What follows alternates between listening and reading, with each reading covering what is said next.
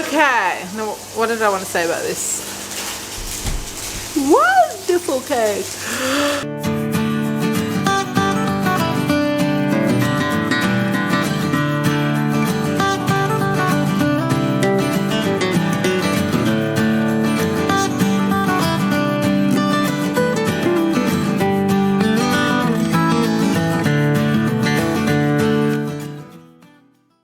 I was going to make this cake a few days ago, but Isla came down sick and I haven't been able to do it, but I had started to make it. See, I had, these are boiled, I don't know if you can see, they're squishy.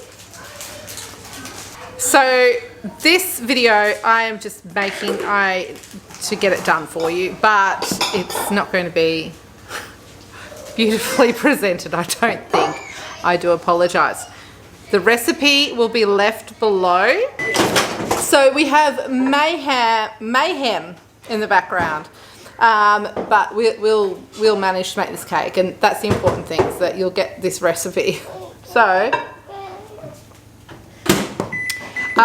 Ava turned 15 a few weeks ago, and she requested, or was it 2 weeks ago? I don't even know.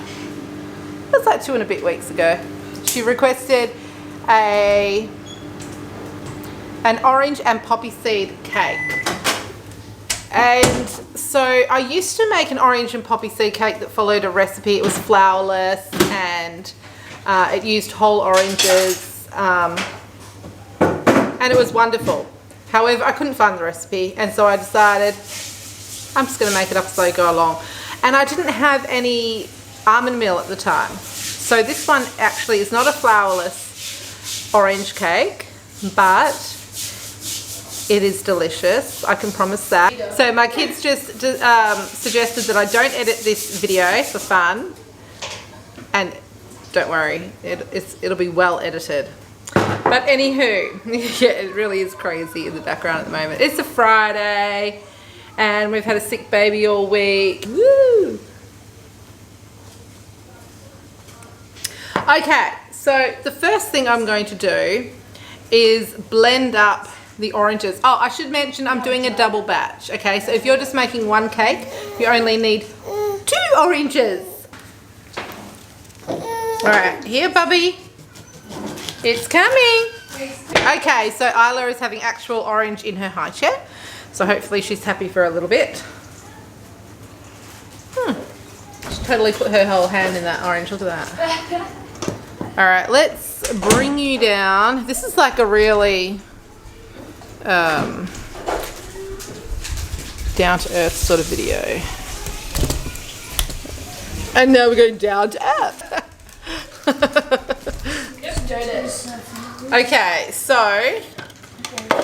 I have a food processor here. I've had people say to me, you should use your food processor more, or do you have a food processor, or do you have a Vitamix, and all these sorts of questions. Yes, I do have a food processor. So this is one of the reasons why I would use a food processor, is to do a puree basically. What else have I used? So if I'm making dips, I use it if I'm making falafel, and I think where things have to be like literally pureed. Baby food, yeah, absolutely. But I've never used it on like the vegetable chopping setting, even though I've got like attachments for that and stuff like that. And that is because I just chop veggies with a knife, and I'm not going to change. I hate getting this out. I hate cleaning it, even though it's not difficult. And I would just rather, I have nothing against chopping up vegetables, so it doesn't bother me. So that's that. So don't be concerned when you see me chopping up vegetables for forever and a day. It's actually my preference over getting the food processor out and having it do it for me. I just, yeah. And I'll do that. And as far as a Vitamix goes, like my family's large, and a Vitamix, even if I had a tiny family, I don't think I could ever justify the expense of a Vitamix, because I'm just not a kitchen gadget sort of person. So the idea of spending like over $1,000 for anything is just like, go for it, but it's insanity to me. We do use not the food processor, but the blender attachment. That's the main reason I bought it for, is we make smoothies all the time. So the lighting here is really bad. It's the one globe that's out in the kitchen is right above here, so excuse that.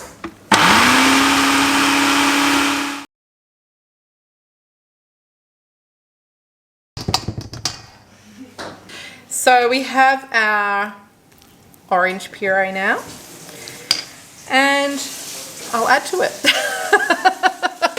This is like a video that I would have done when I first started YouTube, like just really laid back, just chitty chatty while I'm cooking sort of thing.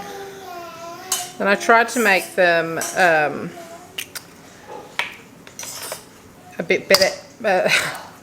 I started to put more time into editing, but I suppose some people might prefer this style too. Oh wait, I should put more eggs in that because I'm making 2. Double batch. This is a double batch, so I've added 3 eggs per batch.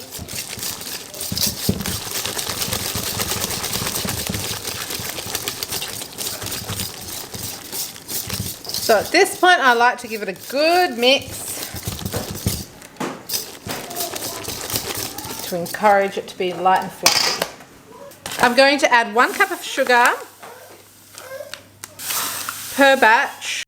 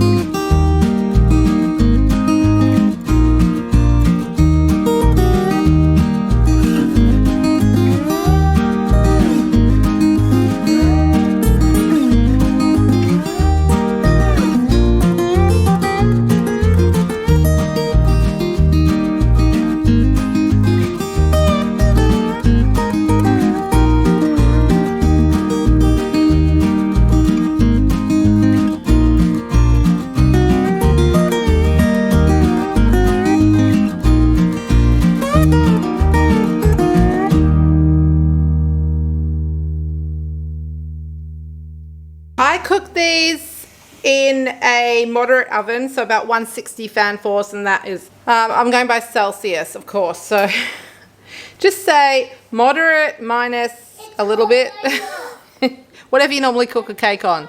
And I cook it until it's springy to the touch, and golden on top.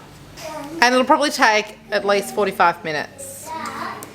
So when people saw this cake for the grazing table that I did for Ava's birthday, you know, they said it looked beautiful. It was so simple the way I iced it and presented it. I actually have this in my cupboard and just used this. So this is an all-natural buttercream icing mix. It's strawberry flavoured. It says to add unsalted butter and water, but all I do is add some cream cheese. And then I added some a rose from the front yard on top.